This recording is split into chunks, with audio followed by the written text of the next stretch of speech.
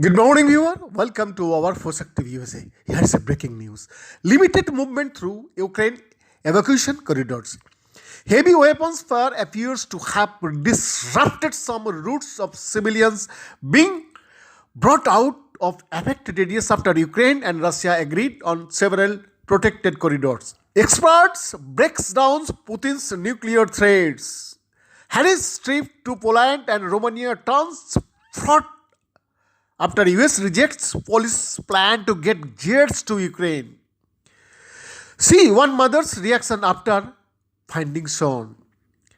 Ukraine has a secret weapon. Pentagon soars up NATO defenses in Europe. Russia invasion of Ukraine puts Israel in a tricky spot. The companies pulling back from Russia. Biden, Americans will not be part of subsidizing Putin's war. Russian gymnast says he has no regrets about wearing jet symbol on podium next to Ukrainian athlete, according to state media. Biden slams Putin's price hike as high gas prices add to Democrats' woes. A week after Russia invaded Ukraine, the staff of Russia's last independent TV channel, TV Rain, also known as Resort, shut itself down. Seated at the news desk's general director and co-founder Natalia Sindhiva, a top Asnail's media entrepreneur, announced the channel was closing, took a breath and said, "We need strength to exhale and understand how to work further. We very much hope to return to the year and we will continue our work." The station has already officially blocked by Russia's regulators, but had until now continued to broadcast via YouTube. The image on the screen cut to a gallery view of staff joining a Zoom call from different locations. In the studio, other staff crowded around the news desk behind Sindhiva. One young man stepped forward. "We all feel such pain and we are afraid," he said. "We are crazy, scared, and I know many of you are afraid right now, but a coward is a person who gives into fear. We have lost the fight, but sometimes in a fight, you have to step back. And I think right now we have made the right decision to keep the most treasured thing we have. It is our life. It is our duty." They tried to call us the worst names ever, to blame us for some imaginary crimes. But why do we need to be afraid of the new law about facts? We tell the truth here on TV Rain. TV Rain final broadcast ended with Sindhiva saying, "No to war," as everyone walked off the set.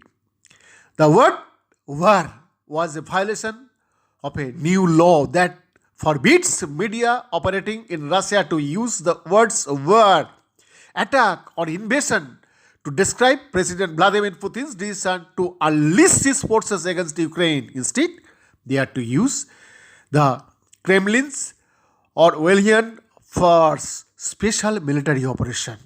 The expression "no to war" has become the rallying cry of Russians who risk sometimes brutal arrest to protest on the streets of cities across the country, often carrying signs with those same three words.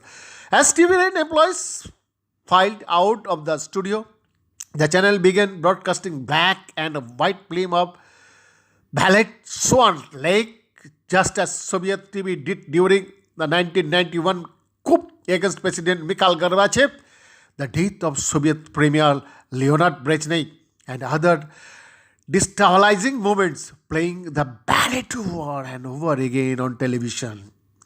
TV Rain has been in the Kremlin's crosshairs for years. In 2014, it conducted an online survey asking viewers whether during World War II the Soviet government should have let Leningrad surrender to the German in order to avoid the roughly 1 million deaths that resulted from the Nazi blockade of the city.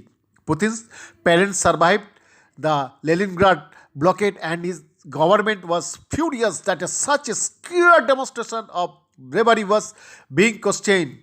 Cable operators dumped evidence broadcast tape, leading to a major loss of revenue. I have been a guest on the channel several times over years, and in 2014, while in Moscow, I got a call asking me if I could give an interview to one of the channel's journalists, Mikhail Fishman. I said yes, but was confused when they gave me their new address, a private apartment building in the center of Moscow.